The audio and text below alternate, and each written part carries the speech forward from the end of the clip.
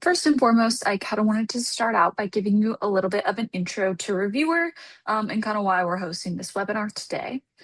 So, Reviewer is an applicant management software, essentially any sort of application that is being any intake of any application we can run. So that is anything from scholarships to grants to different award programs, different contests, different corporate giving programs. We run lots of competitions, call for speakers, all sorts of things like that. So if you're intaking any sort of application and have then people judging those applications, we can do those. And the reason reviewers kind of hosting this webinar is because over the years we have run thousands of different scholarship programs.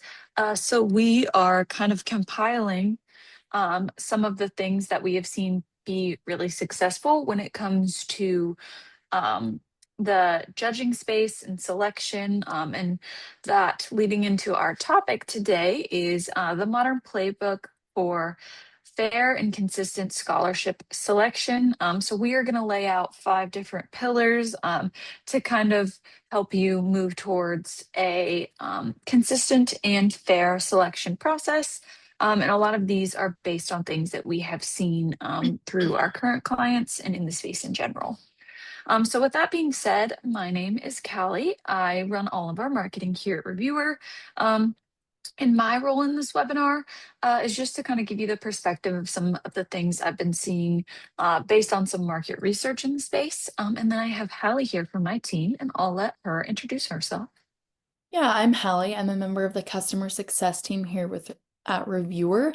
So I work with our clients from the time they are onboarded up until we kind of close out their submissions. So I help them get into Reviewer, get their submission form built out. I help them with any questions along the way, judging, evaluating, and then closing out and getting ready for next year. So I'm really with them from point A to point B. I understand their frustrations of where they're coming from with old platforms or ways that they ran their scholarships in the past, and then kind of have that perspective of what we bring to the table and then kind of what they're looking for in the future. So, kind of have that insider client perspective here.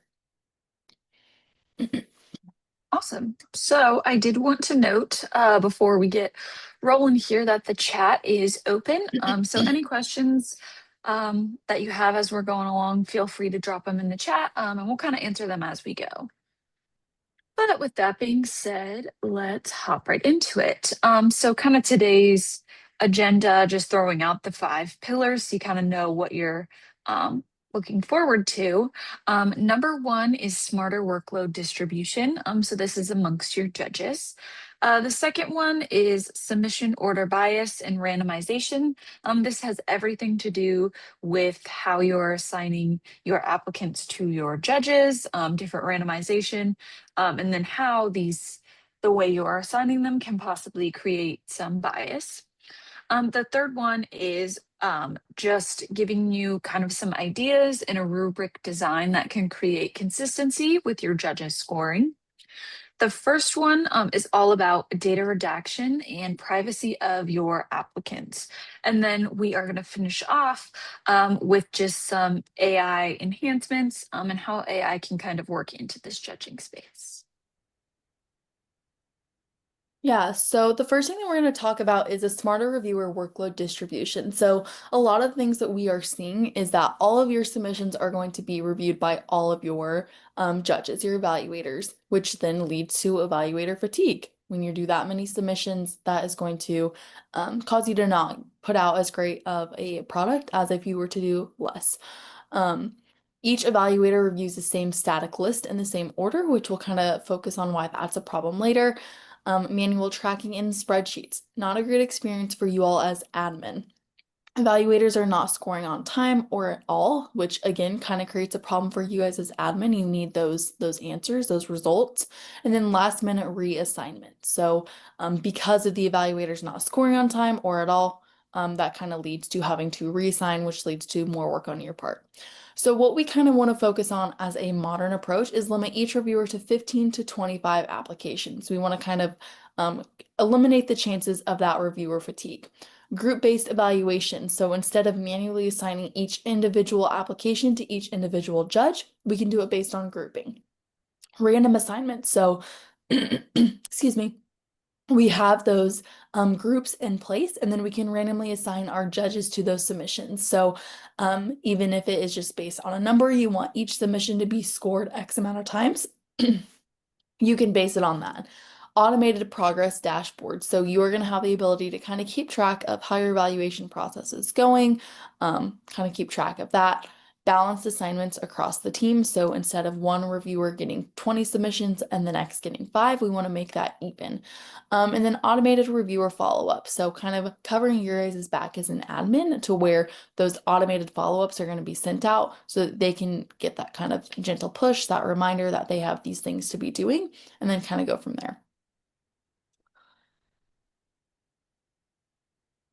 So the second topic that kind of ties in with our first one is the submission order bias and randomization. So the first application effect is that when you, as a judge, you log in and you see 20 submissions, the first few are going to be a lot harsher. You're going to be more focused, more intention with your scoring compared to the last few. So you're going to kind of see that fatigue as you go down your list. Kind of going with that end of queue fatigue. At the end of the session, less attention, lower scores, sometimes higher scores. It's just not going to be a fair experience for those submissions.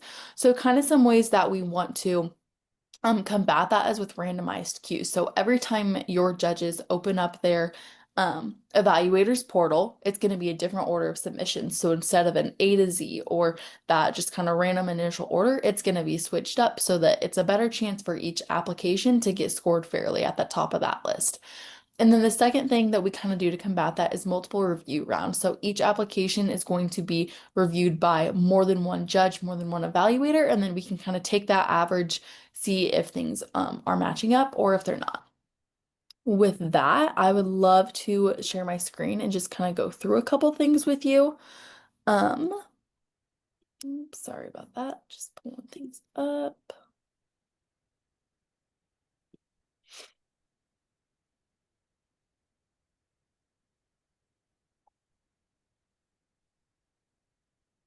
Okay, so a couple of things that I just wanted to walk through is managing our judges. And so this is just going to be where you kind of have that ability to view all of your judges, add them, review them. And then down here, once you create that assignment, you can see your workload distribution. So how many judges, submissions, and then how many on average times are those judges going to be reviewing an assignment. Going back here, viewing assignment, you can kind of see your progress there of seeing how many assignments are made, how many have completed, and how many are pending. So kind of understanding that setup. And then to actually kind of view that setup, we want to actually be able to take a peek and configure those settings. So just kind of clicking through, we have a couple different options. All judges review all submissions. So every single judge is going to be assigned to every single submission. So this is going to work for those of you that are running maybe a smaller scholarship program where you don't get over 100 applications because that's a lot for one judge. But maybe if there's 10 submissions, something kind of along those lines. Randomly balanced. So this is going to be where you set how many reviews you want each submission to receive. And then based on that, the system is going to set up the evaluation process based on that. So if you have your 39 judges, 3 submissions, 468 total assignments. Manual pairing. So if this is something where you know that there could potentially be some bias, you know that there are certain judges that can't score certain submissions, this is where you would manually, you can see your submissions here and then select the judges that you want to assign to them. You can also flip-flop that, see your judges, and select all the applications. So a really great way. And then also judge queue. So this is going to allow the submissions to get away from the queue. So it's not going to be a direct assignment. It's going to be based on kind of however many submissions your judges want. So if you have one judge that wants to score 20 submissions and then you have one that only has the capacity to do 5, that judge queue, the judge who's wanting to judge 20 submissions is just going to keep on receiving those submissions until there's none left. And then that also just allows the ability that For your judges who maybe only can give you those 5 scores, they can do their 5 and then be done. And then the others who can carry a little bit more weight, they have that opportunity. So that's kind of what your um, judging setup can look like. Exit out of there. We can move on to that next slide.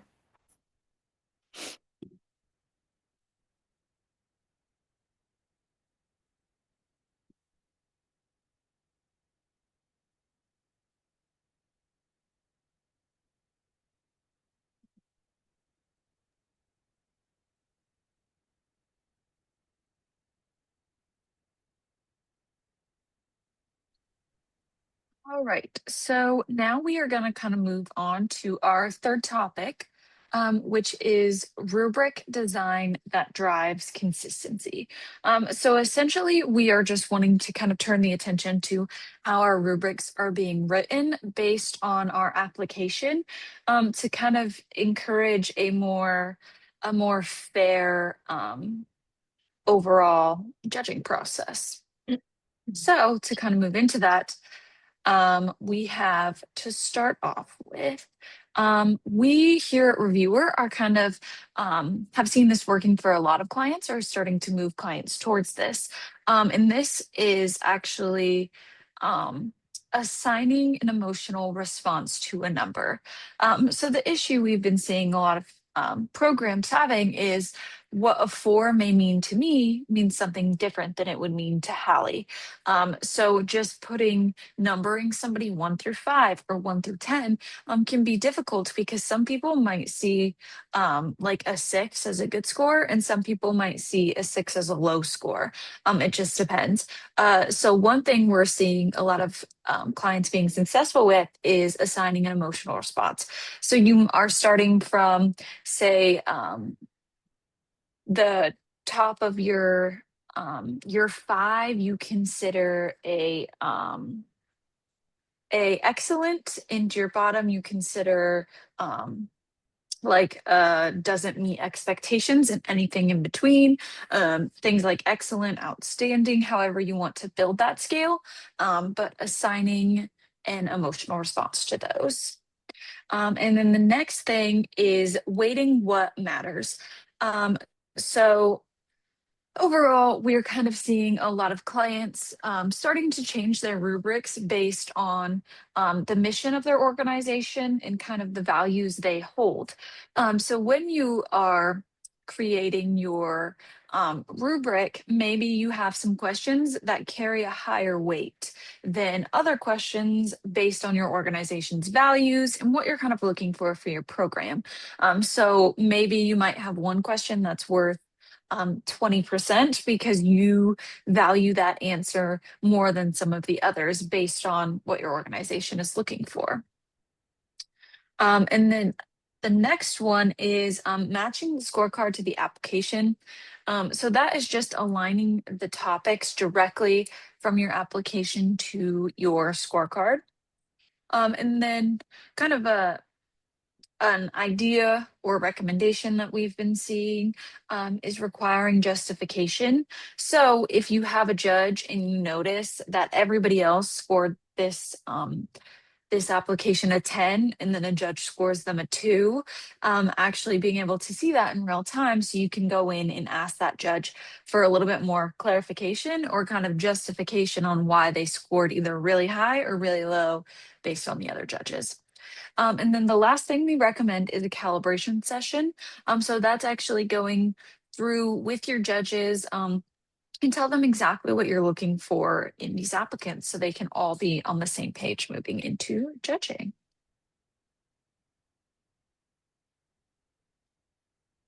All right.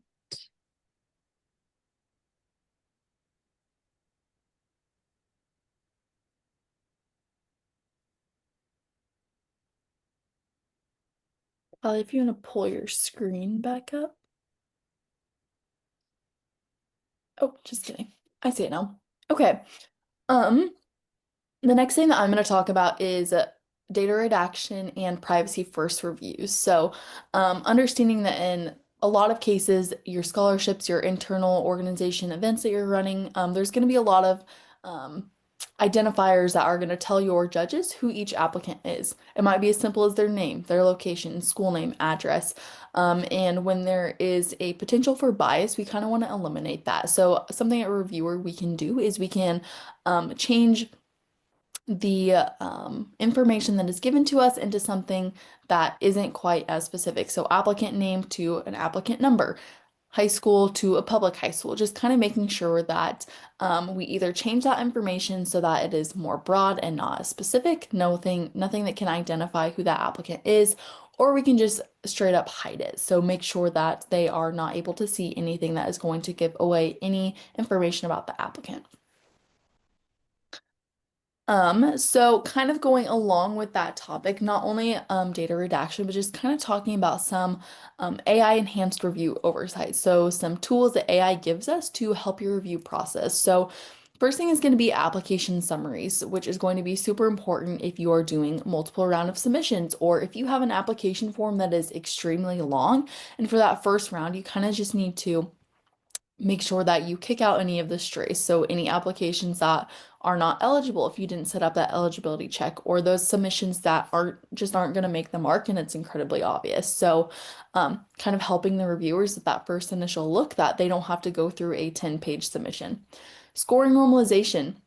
We kind of talked about this earlier, Callie did with her scoring about how every person is going to score differently. Numbers are going to mean different things. Just kind of evening that out, which I'll show you in a moment, making sure that we have kind of that even and fair distribution of scores and we're picking out a true winner, not just whoever received the highest score.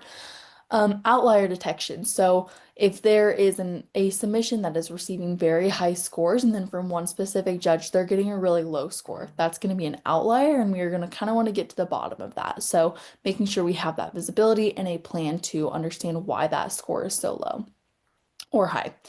AI-powered deliberation, so analyzing your scores and bucket your applicants into a conscious and category, making sure that the committee kind of focuses their attention where it's needed most and not spending so much time on applications that maybe don't need that. Applicant comparison. So this is a really great cool tool for your judges, especially for those of you who are maybe having your judges rank the submissions they're reviewing. So if they're given 10 and you want them to rank their top 5 and they're between who is going to get that third or that fifth spot out of all their submissions. So the battle between fifth and sixth place, put your applications side by side and kind of help them give that visibility so that they can open that up and get a really fair comparison. And then the last thing is document verification, which is super, super helpful for things like scholarships. So a lot of you guys as admin are you're having your applicants upload a transcript and then also having them within the form just for a quick review, ask for their GPA, how many credits they're taking. Excuse me. And so document verification is going to make sure that what they're putting in your submission, what they say on paper, matches up with their actual transcript. You don't expect your judges to go through and click into every single document and verify it. That's super time consuming and really not their job. And so document verification is going to show you if the document is verified or if it is pending or if it does not match. So with that, I am going to share my screen and we can go over some of that. So the first thing I want to show you guys is the view summary feature. So right now we can see a full submission, full application, and then we can do an initial summary. So an overview of the entire application, click the summary. We can, if you have something specific that you want that first round to kind of see, we can kind of play with that and give you a better summary based on that information. So things like GPA, their family's adjusted gross income, if you have a specific scholarship, kind of the relation to their eligibility for it, things like that. View full form. And then for each individual section, you can show a little summary for that too. So just for the applicant information, if you want to check their age, their school, anything like that, that's a great place to summarize. Just a really great tool that your judges can use to save time on that initial review. Definitely not something that when it comes down to the nitty-gritty finals that you are going to want to use those summaries. You're going to want to take that time and look at those full submissions, but it's a great tool to kind of weed out those applicants that you know aren't going to be a great fit for your program. The next couple things that I wanted to go over was the AI document verification. So that's the first thing. Over here on the left, we have a submission that we're looking at. And here's where we can see if there are certain uploads and boxes are matching. So for one, cumulative GPA, so they had to fill it out in the form, also within a document, and it was verified. Credit hours, however, in the form it was placed as 45, and then what was actually shown was 42. So there's a discrepancy. That's something that you can go in, do some research, reach out to the submitter, kind of understand that part of things. Another thing that I kind of wanted to cover was, excuse me, the score normalization. And so just kind of a quick little overview. If I was a really easy judger and I wanted to give every applicant full points, 100 points, really great job. And Callie's a little bit tougher. She wants to give kind of a more brutal and say she gives on average a score of 70 points. So my 100 as an average score is going to turn into a 1. Callie's average score of a 70 is going to turn into a 1. And so anything above that 1, so a 1.1. So if I were to score a 105, they are going to end up as a 1.1. If Callie were to score below her average of a 70, and gave it a 68, then she is going to get a 0.97. And so from there, that's going to be that review IQ. So you have your total scores that they gave to everyone, average score that they gave to each submission, and then that review IQ. So their average score for each submission, and it's going to tell you if it is below average or above average. From there, you can kind of see which applicants truly are getting the higher scores amongst tough judgers, easy judgers, everything kind of along those lines, which is super helpful as you are um, kind of going through that process.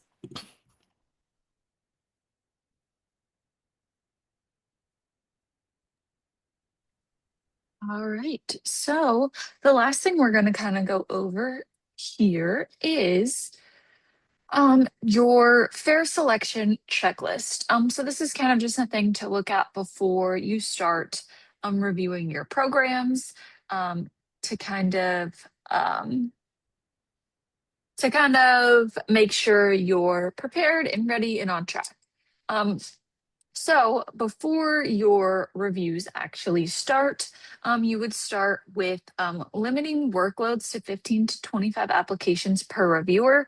If you have a more lengthy application, maybe a little less than that. If you have a small application, maybe more. But judge that based on how long or short your application is. And then build rubrics with anchored score levels. So that's assigning kind of emotional response or different kind of levels with that. Have your calibration sessions with your judges.